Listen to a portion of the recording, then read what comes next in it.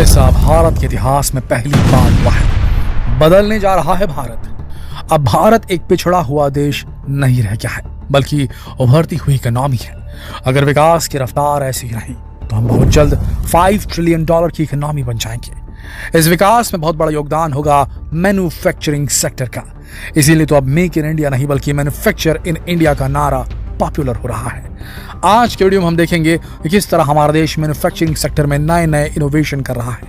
Video को अंत तक जरूर देखें। दोस्तों, हमारा देश बहुत जल्द चीन की तरह मैन्युफैक्चरिंग हब बनने की राह पर है। आज देश का मैन्युफैक्चरिंग सेक्टर काफी तेजी से ग्रो कर रहा है।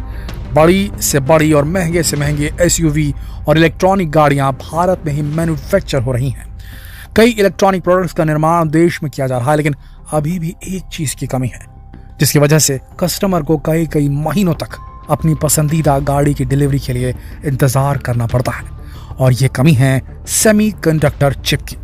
और किसी भी इलेक्ट्रॉनिक गाड़ी का निर्माण बिना चिप के तो हो ही नहीं सकता।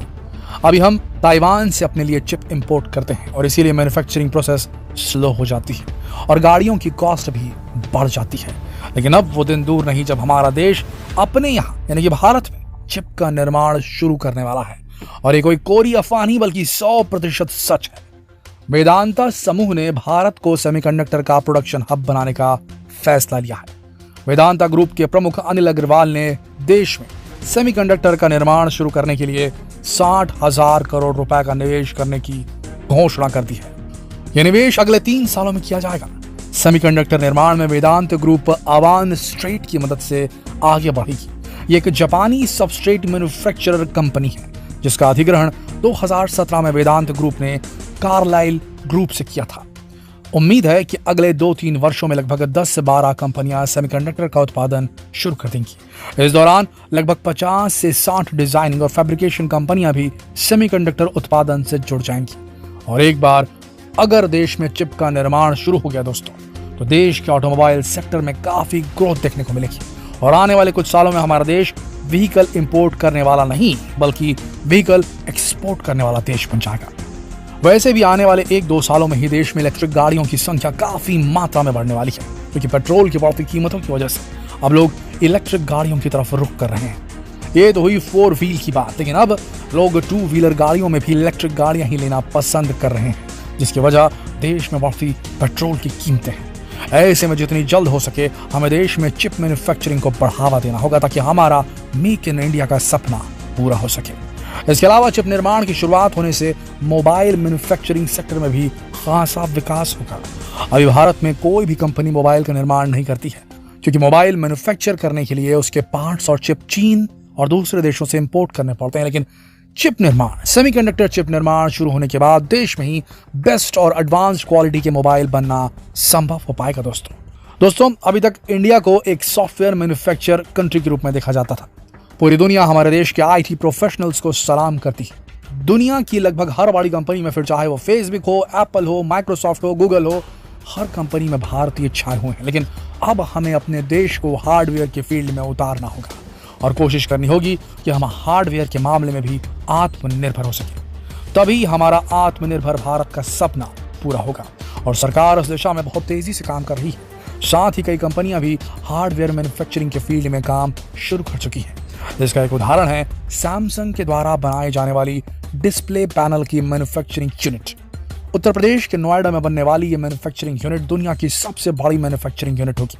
इसका काम काफी हद तक पूरा हो चुका है और कुछ हद तक यहाँ काम की शुरुआत भी हो चुकी है। उम्मीद है कि इस फैक्ट्री के बनने के बाद हमें दूसरे देशों से कुछ कम पार्ट्स इंपोर्ट करने पड़ेंगे।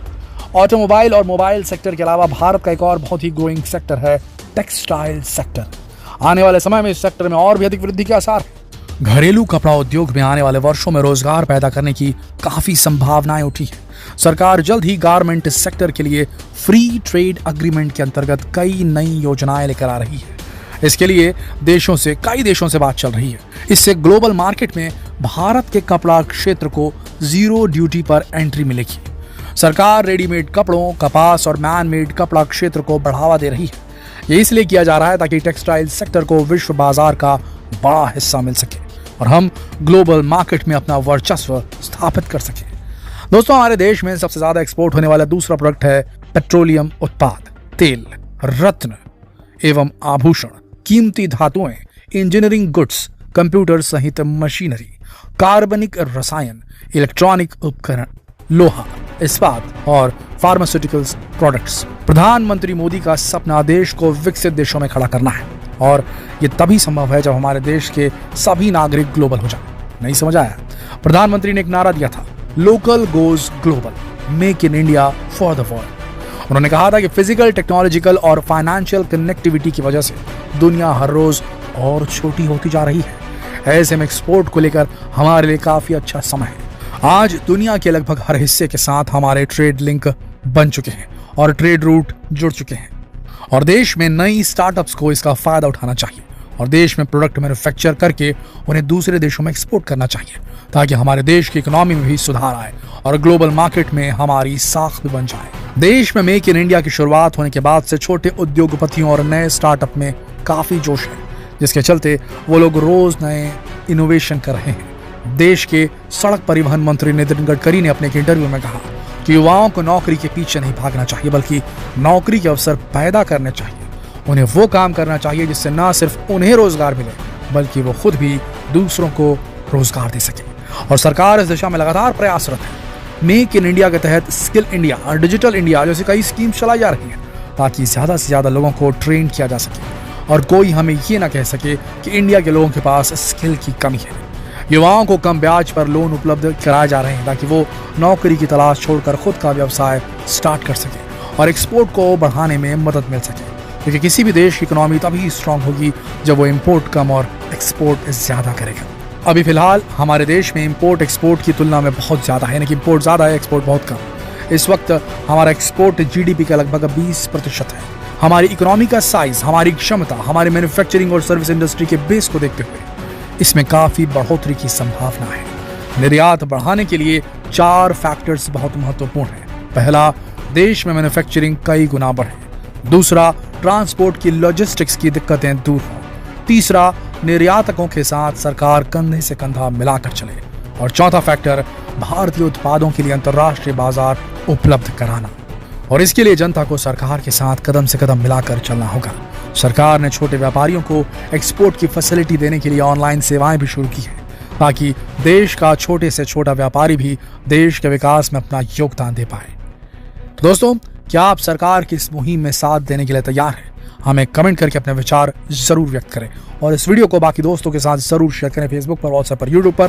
कल फिर मिलते हैं एक और दिलचस्प वीडियो में। तब तक के लिए आप सबका इस वीडियो के अंत तक बने रहने के लिए दिल से धन्यवाद।